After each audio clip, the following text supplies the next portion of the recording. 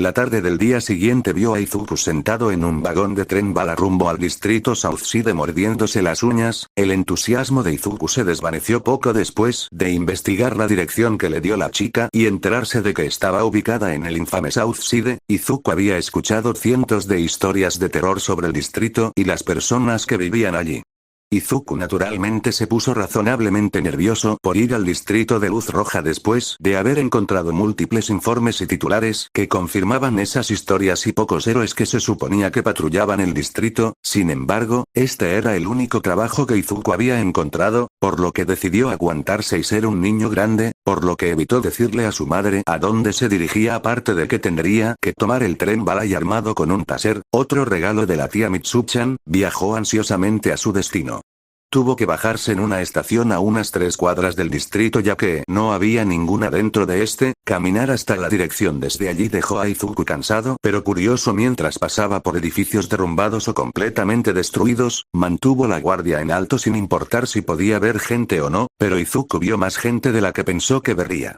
Algunos de ellos eran obviamente los personajes sospechosos y miembros de pandillas que uno esperaría en un distrito de Luz Roja. Miraban a Izuku con la misma cantidad de sospecha cuando lo veían. Izuku descubrió que caminar por el lado sur no era muy diferente a caminar por los pasillos de Aldera, pero era mucho más coherente y consciente de las personas que lo miraban. Descubrió que la dirección conducía a un complejo de apartamentos en un grupo más denso de edificios, y estaba en mejores condiciones que la mayoría. Izuku, después de darse cuenta de que la dirección exacta estaría en el segundo piso, tuvo mucho cuidado al subir las escaleras por lo fuerte que crujían. Finalmente, en la puerta principal, Izuku verificó 2 veces que la dirección coincidiera y que llegara a tiempo antes de tocar con vacilación cuando vio que no había timbre. Entonces, más rápido de lo que Izuku podía procesar, la puerta se abrió de golpe y una mano lo agarró del cuello arrastrándolo hacia adentro antes de estrellarse contra una pared. Izuku quedó aturdido temporalmente por el impacto y el asalto repentino, pero rápidamente volvió a sí mismo y miró fijamente a través de un hocico escamado a un par de ojos fríos, penetrantes y con pupilas amarillas que lo miraban fijamente. ¿Quién eres tú?, gruñó una voz grave con un ceceo pesado. Izuku tembló bajo la mirada del hombre demasiado familiarizado con esta posición aterradora, y su garganta casi se cerró. Estoy aquí para dar clases particulares a Miyake-san, se obligó a decirle a través de sus cuerdas vocales poco cooperativas. Sus dedos escamosos con garras se apretaron alrededor de su cuello. ¿Midoriya? El otro siseó interrogativamente sin perder su tono áspero e Izuku asintió temblorosamente sin confiar en su voz. El hombre mantuvo a Izuku inmovilizado por el cuello durante otro minuto mirándolo con dureza y luego lo soltó. Izuku jadeó suavemente y se llevó las manos a la garganta. Mirando hacia arriba, Izuku vio a un hombre alto con una obvia mutación basada en reptil que todavía lo miraba fijamente. «Papá. ¿Está aquí?», llamó una voz joven y familiar. Mirando hacia la entrada vio a una pequeña niña rubia con los mismos ojos que el hombre. Cuando sus ojos se encontraron, ella sonrió revelando 2 pares de colmillos. «Midoriya-kun. ¿Estás aquí?», gritó mientras corría hacia él. Hola, ¿está Miyake-san en casa?», preguntó Izuku nerviosamente, todavía conmocionado y muy consciente de que el hombre todavía lo estaba observando como un halcón. La niña asintió rápidamente. Ani-chan. «Midoriya-kun está aquí», exclamó la niña arrastrando a Izuku con ella por el brazo. Ella lo había llevado a una sala de estar cocina donde un niño alto, tal vez un poco mayor que él, con la mutación reptil más fuerte de los 3, estaba sentado y notó brevemente que tenía ojos dorados en lugar del amarillo pálido que tenían los otros 2. «Midoriya-san», saludó con el mismo ceceo que tenía el hombre. Hola, ¿eres Miyake-san?, preguntó Izuku todavía muy nervioso con el hombre detrás, sin necesidad de verlo para saber que lo estaba fulminando con la mirada. El chico asintió y la chica lo arrastró para sentarse junto a Miyake. «Genial, ¿quieres empezar con matemáticas o ciencias?», preguntó Izuku tratando de sonreír a pesar de que el hombre lo fulminaba con la mirada. «Ciencia». El chico respondió. Izuku sacó los libros que tomó prestados de la biblioteca y los colocó sobre la mesa.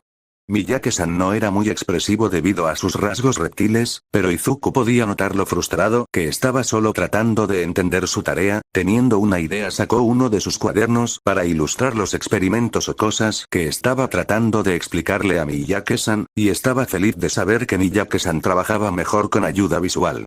Entonces, continuó dibujando todo para que él pudiera seguirlo y la niña parecía estar igualmente interesada en lo que estaban estudiando. Izuku estaba feliz de explicar las diferencias simples entre diferentes químicos, cómo cambian cuando se estabilizan o se vuelven reactivos al agregar diferentes ingredientes como en la repostería. Después de que terminaron su tarea de ciencias, tomaron un descanso mientras la niña insistió en que todos comieran algo. Miyake-san miró al hombre: pido disculpas por el comportamiento de papá, vivimos en un vecindario peligroso. El niño se lo dijo, pero Izuku lo ignoró nerviosamente. Está perfectamente bien, lo entiendo totalmente. Respondió, y no lo decía solo por el bien de Miyake-san, no es lo peor que me ha pasado. Izuku bromeó dócilmente. Miyake-san parpadeó y asintió antes de volverse hacia la niña y darle una zanahoria bebé. La tarea de matemáticas fue mucho más fácil y terminaron antes de lo que Izuku esperaba, por lo que Izuku lo ayudó a avanzar un poco con su clase de ciencias. Una vez que llegaron al final de la sesión, el hombre le dio a Izuku los 13.750 yenes prometidos en billetes y monedas. Izuku hizo una profunda reverencia al hombre y prometió regresar mañana antes de irse a casa. Afortunadamente, Izuku no enfrentó ningún problema en el camino a casa y felizmente le mostró a su madre el dinero que ganó antes de contarle detalles de la sesión, omitiendo las partes en las que fue maltratado por el mayor de los Miyake o el estado de su apartamento. Izuku hizo el viaje al apartamento de los Miyake los 4 días y, afortunadamente, la última vez, Miyake padre dejó de inmovilizarlo contra la pared, por lo que Izuku estaba agradecido, ya que no quería volver a ocultarle los moretones a su madre. Se enteró de que los nombres de los dos niños Miyake también eran Masao y Kaori. Izuku se adaptó rápidamente y se acostumbró a caminar hasta el antiguo Musutazu, pero mantuvo la guardia en alto. Después de un mes, Izuku se estaba sintiendo cómodo en la casa de los Miyake y Miyake padre ya no agarraba a Izuku cuando llegaba. Una vez le había traído a la pequeña Kaori algunos arándanos ya que ella mencionó que le gustaban. Estaba bajando las escaleras y estaba a punto de doblar la esquina para comenzar la caminata a casa cuando una mano lo agarró del brazo. Izuku chilló cuando lo tiraron hacia atrás y se encontró cara a cara con una mujer sin ojos. Izuku normalmente habría gritado como un loco si no hubiera quedado paralizado por el miedo al ver las cuencas de los ojos vacías y llenas de cicatrices de la mujer. Espera, no, estaba paralizado y no podía moverse ni un centímetro. Izuku habría sido enviado a una espiral descendente de todas las cosas horribles que le iban a pasar si la mujer no hubiera hablado. Lo siento, no debería haberte agarrado así. Su voz era ronca y quebrada, soltó su brazo. Esa es mi peculiaridad, puedo paralizar a las personas que toco. Debería desaparecer en un minuto más o menos. Explicó alejándose, cambiando de un pie al otro. Ahora que se alejó Izuku podía verla más, no es que eso lo hiciera sentir menos asustado ya que parecía que hubiera salido de una película de terror. Mi hijo, él conoce a Miyake y dice que eres tú quien lo ha estado ayudando con su tarea. Dijo la mujer, comenzó a palmearse el costado hasta que encontró el bolsillo de su abrigo y buscó algo dentro. Ahora que tuvo la oportunidad de calmarse, Izuku notó que la mujer no parecía tan aterradora como la persona sin hogar. Podía ver varias cosas sobre su ropa que indicaban que estaba tratando de aprovechar al máximo lo que le quedaba del abrigo y el vestido rotos. Él salió de sus pensamientos cuando ella sacó algunos billetes de yenes de papel. Mi hijo, Kiku necesita ayuda con sus matemáticas. Esto debería ser suficiente, ¿verdad? Ella preguntó. Izuku sintió que la sensación regresaba a él por un fuerte y casi doloroso hormigueo en todo el cuerpo. Las manos temblorosas de Izuku tomaron el dinero y vio que eran aproximadamente 5.150 yenes. ¿Ese sí? ¿Qué días quieres que vaya? Preguntó Izuku y la mujer sonrió, lo que lo hizo encogerse un poco mientras sus labios se agrietaban. Los sábados alrededor de las 5 p.m., vivimos en el apartamento 24, gracias.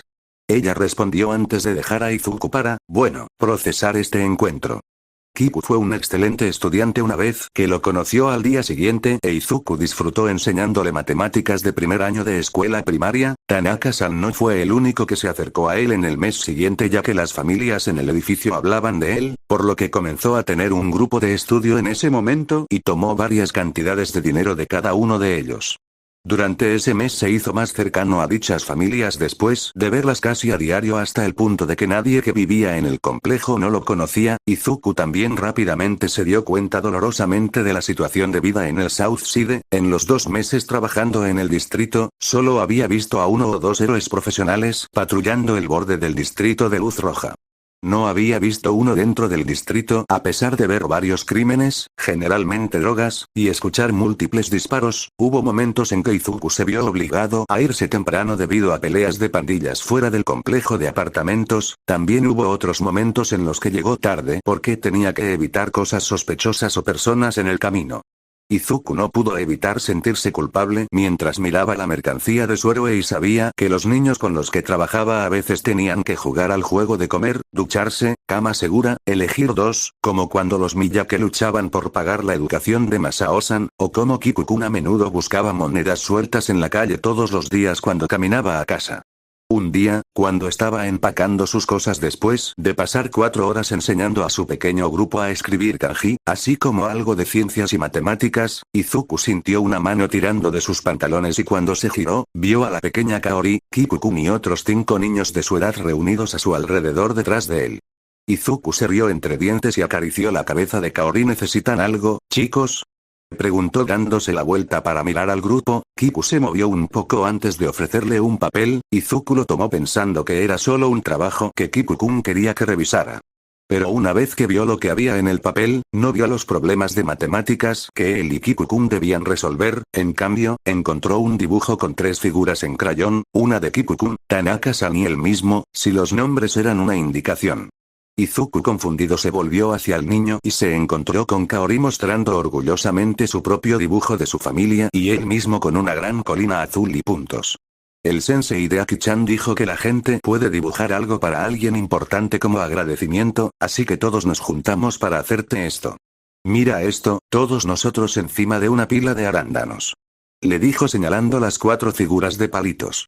La boca de Izuku se abrió por la sorpresa y se giró hacia los otros 5 y vio que cada uno sostenía un dibujo diferente.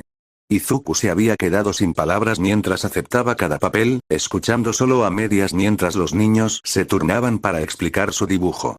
Aki acababa de terminar de contarle sobre el dibujo que hizo de su hermano mayor y él en la playa con ella cuando Izuku se quebró, puso cuidadosamente los dibujos en una carpeta y luego procedió a abrazar a los 7 niños pequeños, agradeciéndoles por los regalos más increíbles que jamás había recibido.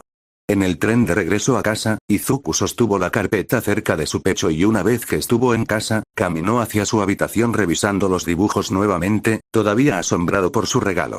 Una vez dentro, sus ojos se posaron en su costosa mercancía de héroe y ese sentimiento reconfortante entró en conflicto con la culpa abrumadora cuando los múltiples rostros de All Might lo miraron fijamente.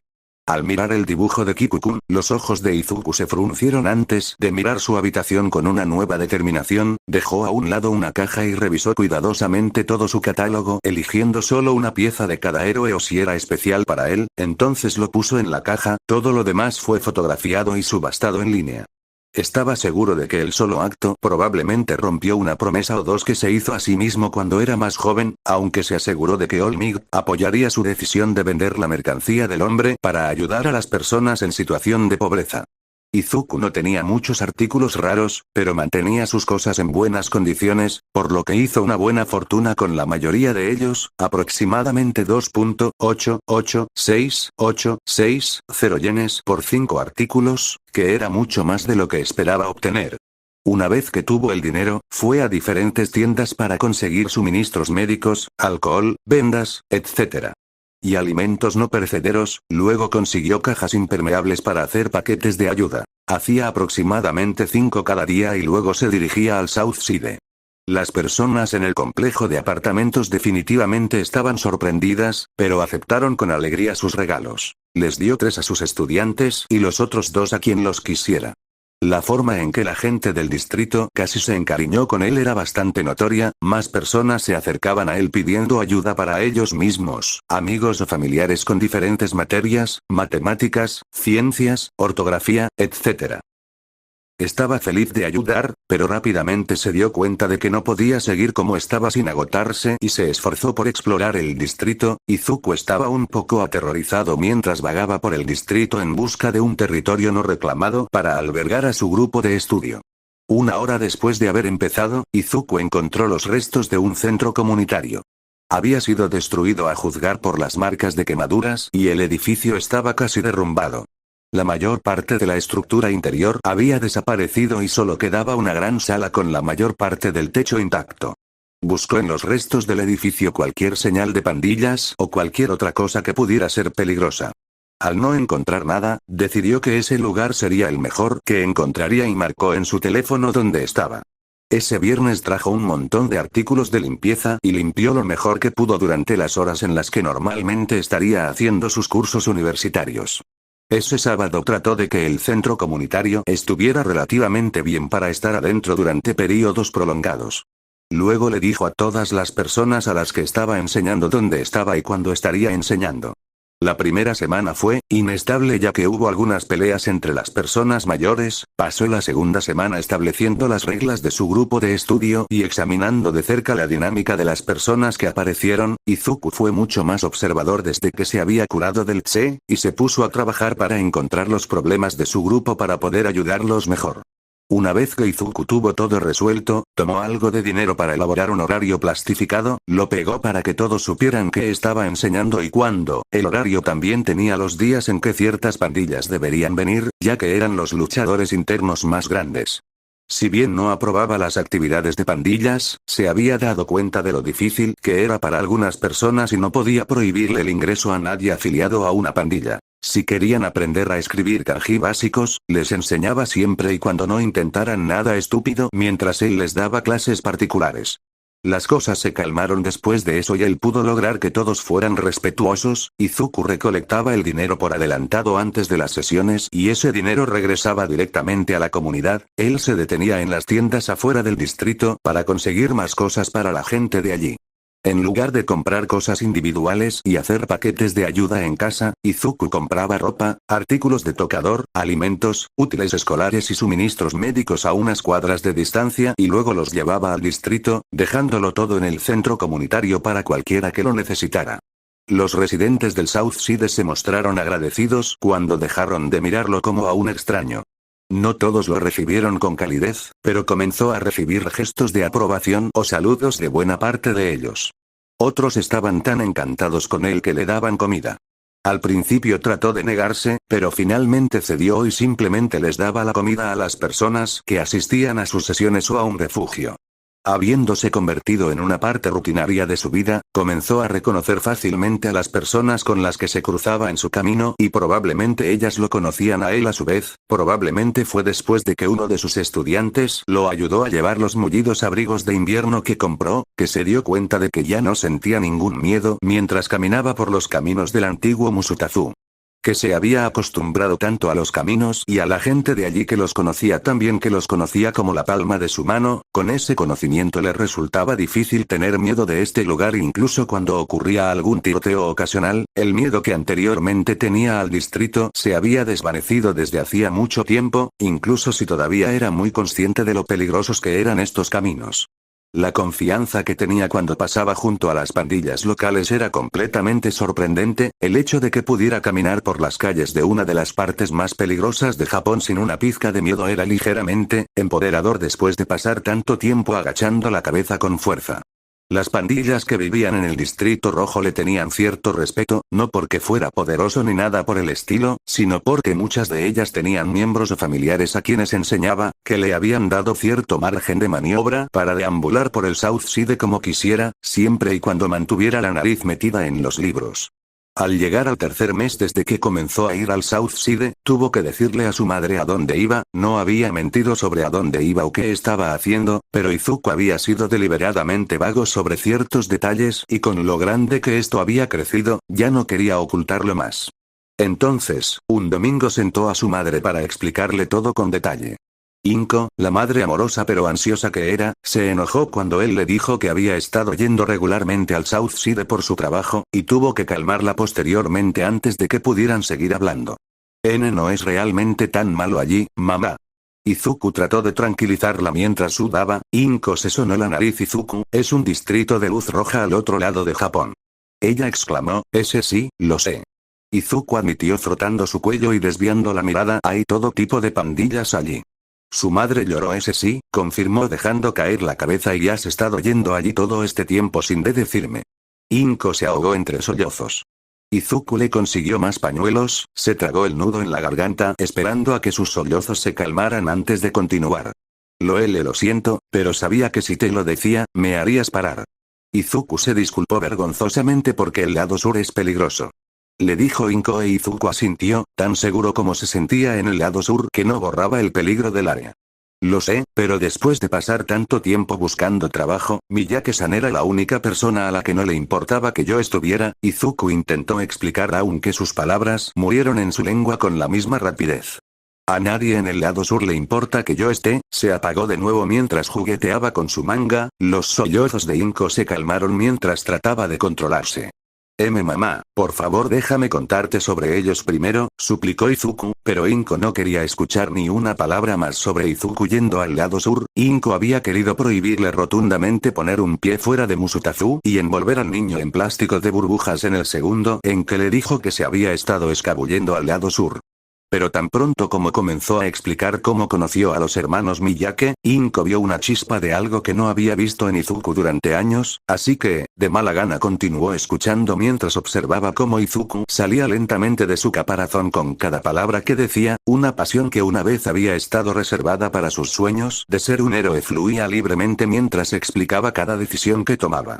Izuku le mostró todos los dibujos que obtuvo de los niños más pequeños y le mostró fotos de ellos, explicando con entusiasmo lo que les enseñó a cada uno de ellos con los más mínimos indicios de orgullo en sí mismo. Mientras Izuku le contaba más y más, Inko llegó a la conclusión de exactamente lo que estaba viendo y por qué era tan trascendental. Izuku estaba feliz, no las sonrisas de porcelana que amenazaban con quebrarse en el momento en que bajaba la guardia, sino pura y genuina felicidad. Fue solo después de verlo hablar efusivamente de su trabajo en el South Side que pudo ver cuán completamente falso era su acto de antes de descubrir que el acoso era en comparación.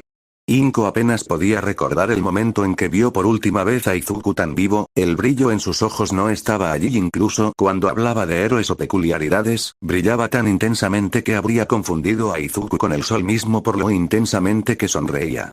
La única vez que podía recordar a Izuku siendo tan apasionado había sido antes de que lo declararan sin don, antes de que su sueño de ser un héroe fuera aplastado por la dura realidad del mundo.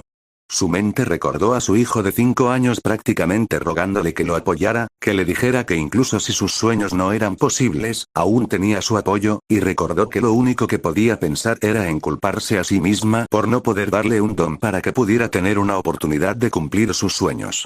Que cuando su hijo estaba vulnerable y necesitaba ayuda, ella se dejó aplastar bajo el peso de su culpa, y cómo no logró apoyarlo cuando más la necesitaba. La gente solía ignorar la retrospectiva, pero ella no podía hacerlo esta vez. Izuku estaba sentado frente a ella con pequeñas flores de esperanza sobre su trabajo, una frágil esperanza unida por una cuerda. Físicamente no podía separar este momento de cuando él tenía 5 años, había visto lo que sucedió la última vez que esa esperanza fue aplastada, y no estaba segura de que ninguno de los dos pudiera sobrevivir una segunda vez. Entonces, a pesar de saber que esta era una idea horrible, espantosa y mala, no estaba segura de poder prohibirle por completo, así que con manos temblorosas tomó uno de sus ¿estás siendo ese seguro? Preguntó interrumpiendo su divagación. Izuku hizo una pausa parpadeando por supuesto que lo soy.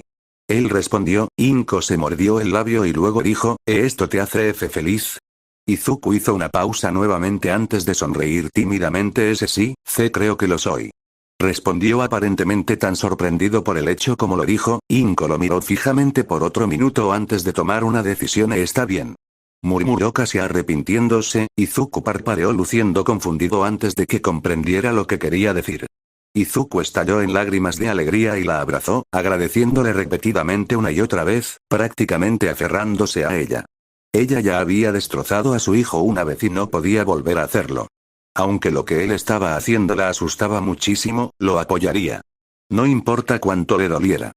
Desde que le contó a su madre sobre el South Side, se le quitó un peso de encima, incluso si la tía Mitsuchan le leyó la cartilla cuando le dijeron a los Bakugous, y al estar en el South Side a la vista de todos, le preguntó a su madre sobre medicamentos alternativos de venta libre o tratamientos básicos cuando notó que sus estudiantes estaban un poco enfermos. Él habría sugerido que fueran al hospital si la situación era grave, pero entendió que algunos de ellos no podían darse el lujo de tomarse tiempo libre del trabajo o el dinero para ir al hospital. Se negó a pagar su tutoría antes y sabía que la persona estaba realmente pasando dificultades, simplemente no necesitaba el dinero tanto como ellos y no había comenzado a trabajar porque necesitaba dinero. Cerca del final del tercer mes, estaba tratando de pensar si debía conseguir más mantas para el centro comunitario o abrigos, ya que era enero y se pronosticaba una advertencia de tormenta de nieve mientras viajaba hacia el lado sur. Estaba repasando los pros y los contras cuando recibió una alerta de su teléfono. Había configurado su teléfono para que le diera alertas si había una situación cerca o en el South Side, si había un terremoto o algo que quería saber antes de entrar. Sacó su teléfono y revisó de qué se trataba el mensaje.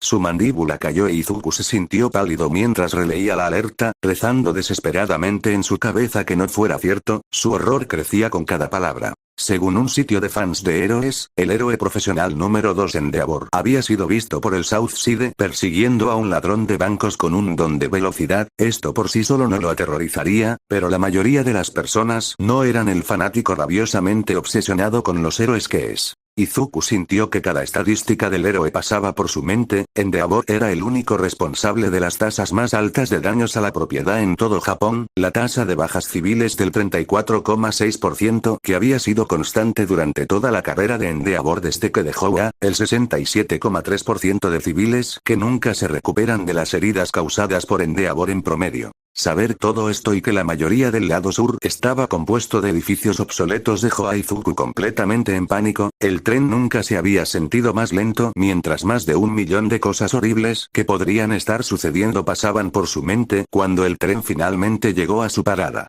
Izuku salió corriendo lo más rápido que pudo. Pudo ver el incendio arrasando a más de 3 cuadras de distancia una vez que salió de la estación y su corazón se hundió casi de inmediato. Vio todo el horror de todo cuando estaba dentro del distrito y sacó su teléfono para llamar al 119 cuando no vio a ningún funcionario tratando de controlar el infierno. ¿Servicios de emergencia? ¿Cuál es su emergencia?, preguntó una mujer con calma. Izuku tardó unos cuantos intentos en hacer que su lengua funcionara correctamente. Endeavor estaba luchando contra un villano cerca y ahora hay un gran incendio.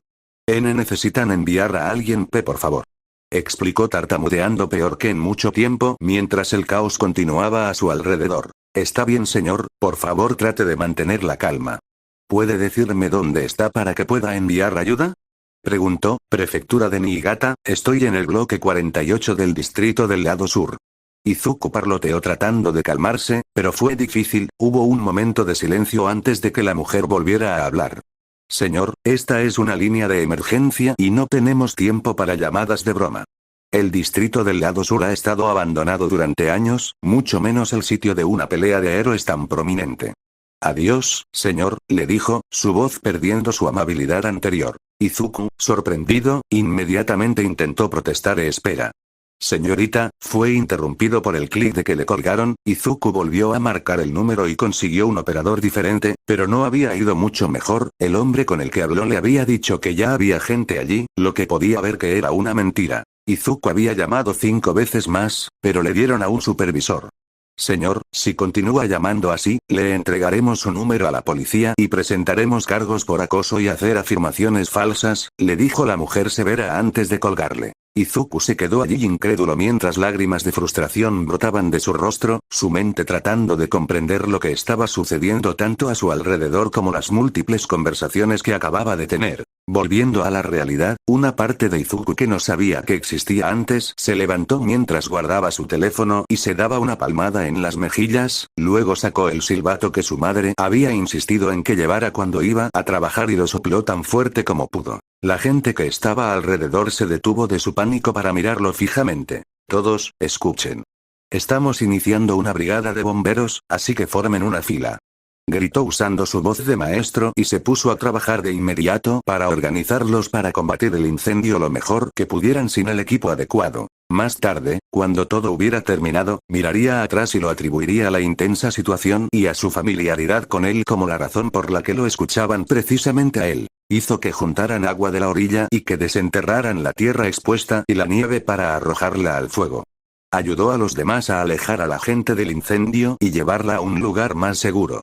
Izuku acababa de ayudar a un anciano a alejarse de un edificio derrumbado y estaba a punto de entregárselo a otra persona cuando el grito de un niño pequeño atravesó el aire desde uno de los edificios que estaban en llamas. La mente de Izuku se quedó en blanco y no pensaba en nada, solo era consciente inconscientemente de que se había quitado el abrigo mientras corría hacia el edificio en llamas. No esperaba el vacío ennegrecido dentro del edificio con solo pequeñas partes enmarcadas por llamas cegadoras, pero siguió adelante con su abrigo presionado contra su cara. No podía recordar si llamó al niño o no, pero encontró al niño dentro de un corral con otro niño tratando de abrirlo mientras lloraba. Izuku no dudó en recogerlos a ambos y les cubrió la boca con su abrigo, luego rápidamente volvió sobre sus pasos hacia la puerta, salió corriendo y fue recibido de inmediato por otras personas que lo alejaron y trataron de ver cómo estaban. Su visión estaba trabajando duro para reajustarse al mundo exterior más brillante cuando escuchó un fuerte estruendo detrás de él. Al girarse vio que el edificio de apartamentos se había derrumbado en un montón de fuego que definitivamente los habría matado a los tres si hubiera dudado. No tuvo la oportunidad de reflexionar sobre su experiencia cercana a la muerte cuando una mujer histérica corrió y le arrebató a los niños que sollozaban. Se tomó unos segundos para ponerse en orden antes de ponerse de pie y dejar su abrigo con la familia. Izuku se quitó la chaqueta y la envolvió alrededor de su cintura.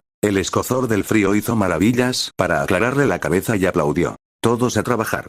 Todavía tenemos 10 edificios que apagar. Vamos.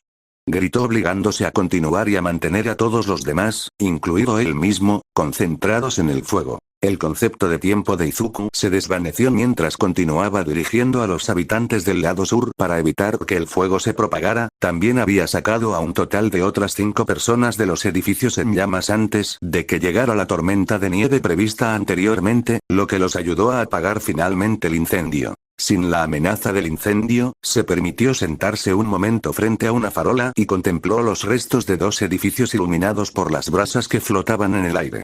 Echó un vistazo a su alrededor y se dio cuenta de que ya había anochecido.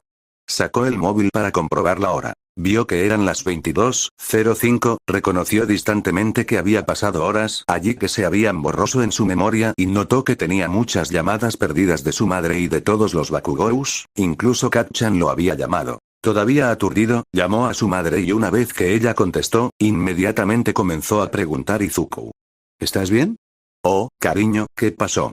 Deberías haber estado en casa hace horas. Y luego no contestaste tu teléfono.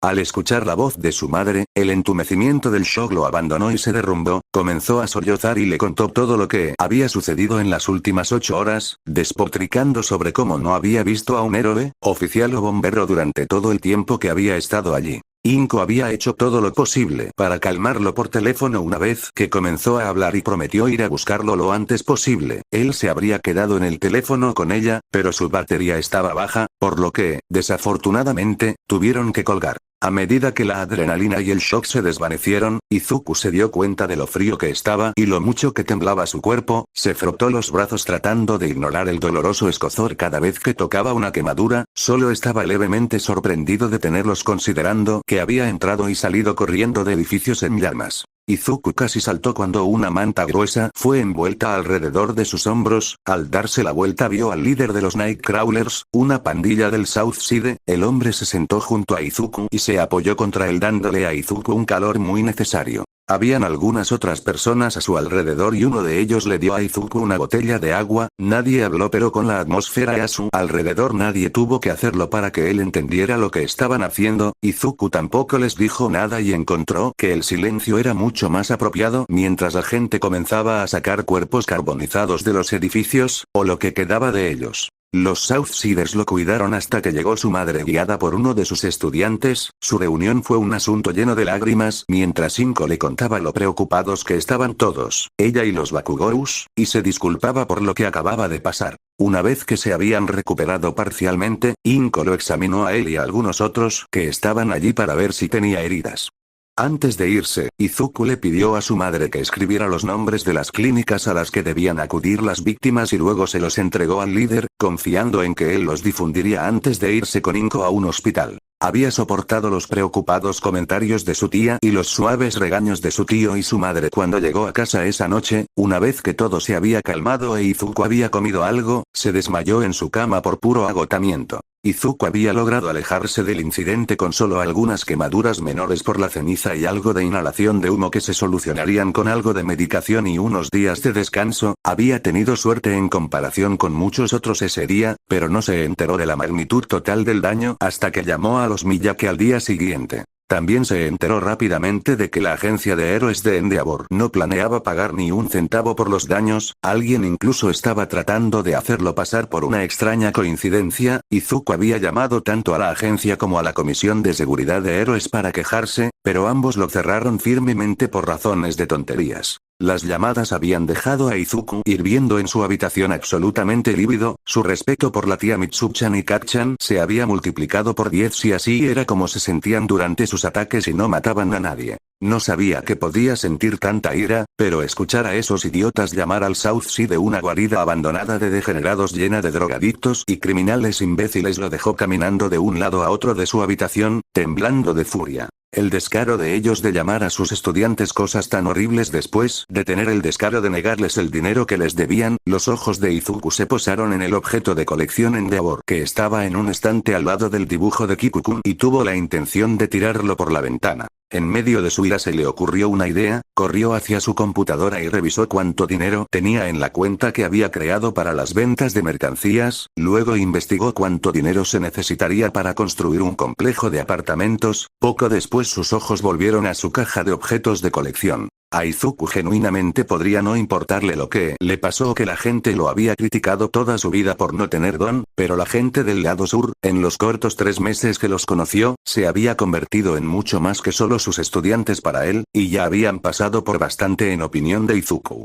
Los habitantes del South Side eran su gente y si nadie iba a cuidar de su gente, entonces él tendría que cuidarlos él mismo.